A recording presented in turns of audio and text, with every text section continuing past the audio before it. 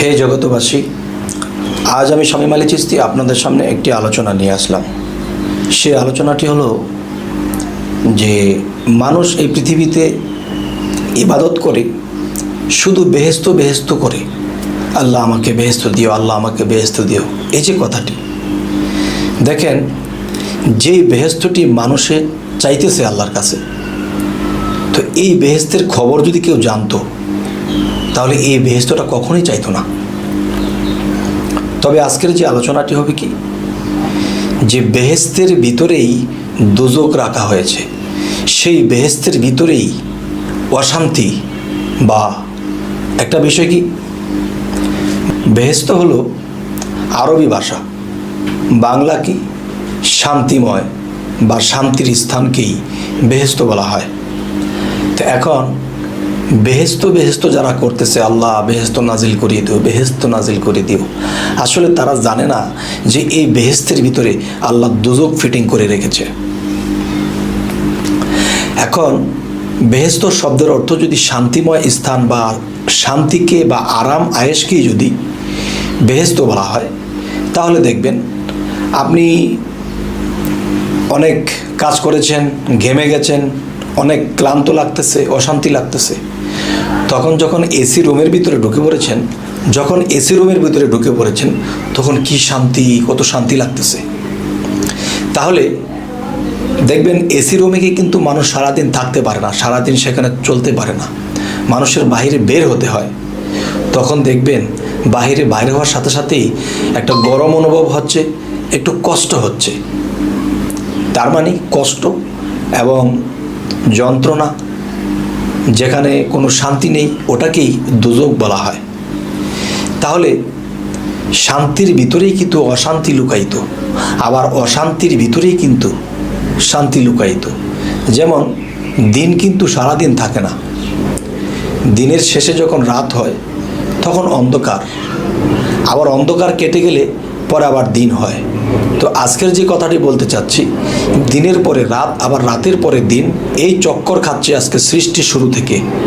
তাহলে মনে রাখবেন যে বেহেস্ত দোজকটা এরকমই, যে যখন বেহেস্ত যাবে তখন বেহেস্তের পরে আবার দোজকে যেতে হবে, আবার দোজকের পরে আবার বেহেস্ত আসতে হবে। তাহলে এই যে চক্কর, আমরা চক্কর মারব, বেহেস্ত যাব, আবার দোজকে যাব, আবার বেহেস্তে যাব, আবার দোজকে যাব। তাহলে গ্যারান্টি যে একজন মানুষ যখন বেহেস্তে যাবে তার দোজক ভোগ করতেই হবে, এবং যেই মানুষটি দোজক ভোগ করবে সে বেহেস্ত অবশ্যই পাবে। অবশ্যই জ্ঞানী সম্প্রদায় আমার এই কথাগুলো বুঝে নেবেন। তো একটা বিষয় হলো কি, যে একটা হলো বেহেস্ত শান্তি।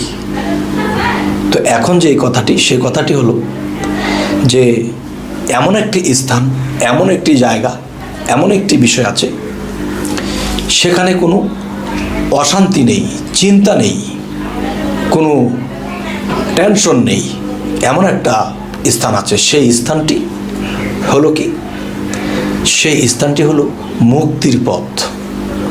যেমন আল্লাহ কিন্তু বলেছে, আমি মুক্ত, আমাকে অশান্তি স্পর্শ করে না, আমাকে কোনো চিন্তার টেনশন আমাকে গ্রাস করতে পারে না, এবং আমি যা বলি তাই হয়, আমার ইশারায় সব কিছু হয়।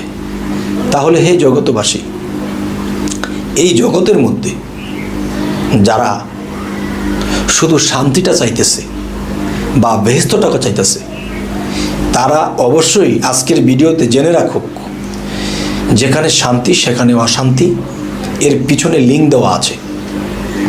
শান্তি যাবে, অশান্তি শুরু হবে, আবার অশান্তি শেষ হবে, আবার শান্তি শুরু হবে। সূর্য ডুবছে, উঠছে, রাত হচ্ছে, দিন হচ্ছে, এই যেরকম চলছে। আর বেহেস্ত আর দোজক জিনিসটা ঠিক এই জিনিসটাই। যাই হোক, আজকের আলোচনা হলো কি, যারা জানে, যারা বোঝে, তারা কখনো বেহেস্ত চাবে না। তারা কি চাবে, যে হে আল্লাহ, তুমি তো মুক্ত, চিন্তা নেই, ভাবনা নেই, তোমাকে কোনো অশান্তি তোমাকে গ্রাস করতে পারে না। তাহলে তোমার যে স্তর, সেই স্তরটাই হলো মূলত শান্তি।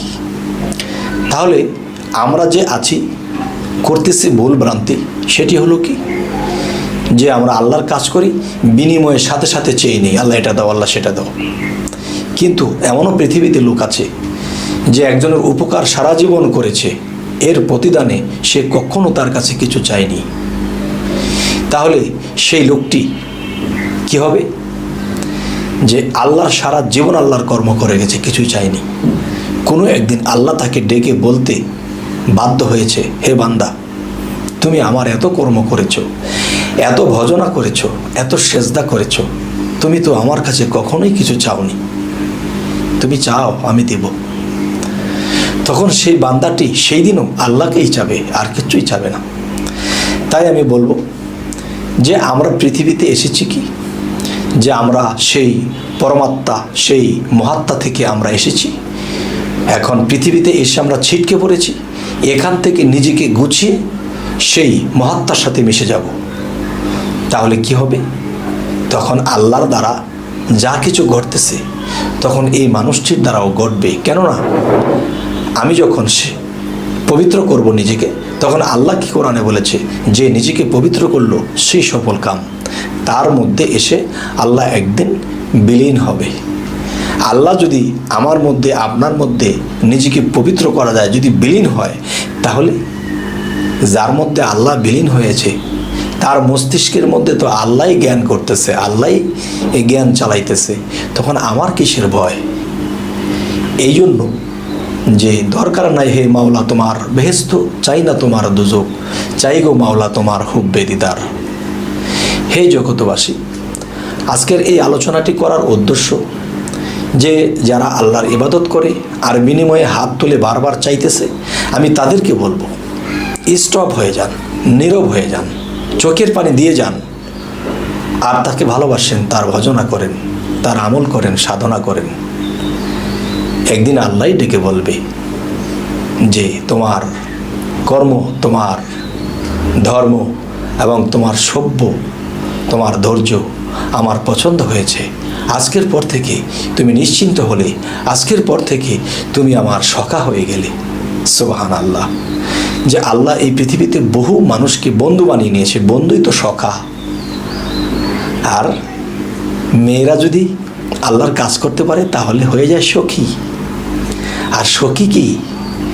সখী আল্লাহর বান্ধবী।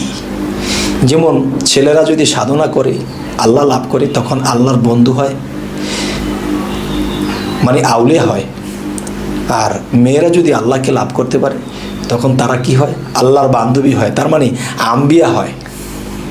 তবে আম্বিয়াতুল কোবরা এবং আম্বিয়াতুল সোবরা, আম্বিয়াতুল কোবরা কি, আম্বিয়াতুল সোবরা কি? যেমন বন্ধুদের মধ্যে ছোট আছে, বড় আছে, এরকম আম্বিয়া আউলিয়াদের মধ্যেও উচ্চস্তর আছে, নিচুস্তর আছে। তবে আমরা কর্ম চালিয়ে যাব, আল্লাহকে হৃদয়ে বসাবো, আমরা চোখের পানি ফেলাবো, আল্লাহর সৃষ্টি এত সুন্দর করে সৃষ্টি করেছে, আল্লাহর প্রশংসা করব। তবেই একদিন আল্লাহ সন্তুষ্ট হয়ে গেলে আমাদের আর কোনো ভয় থাকবে না। তবে হে জগতবাসী, আজকের মূলে যে আলোচনাটি সেটি হলো কি, যে চাই না মাওলা তোমার বেহেস্ত, চাই না তোমার দোজক, চাই গো মাওলা তোমার হুব্বে দিদার। তবে আরেকটি কথা হলো কি, আমাদের এই আলোচনা যদি আপনাদের ভালো লাগে তো অবশ্যই সাবস্ক্রাইব করে রাখুন, পরবর্তীতে আমাদের এই ভিডিওগুলো যেন আপনারা পেয়ে যান। আজ এই কথাগুলো বলেই রাখবো, সকলেই ভালো থাকবেন। আল্লাহ হাফিজ।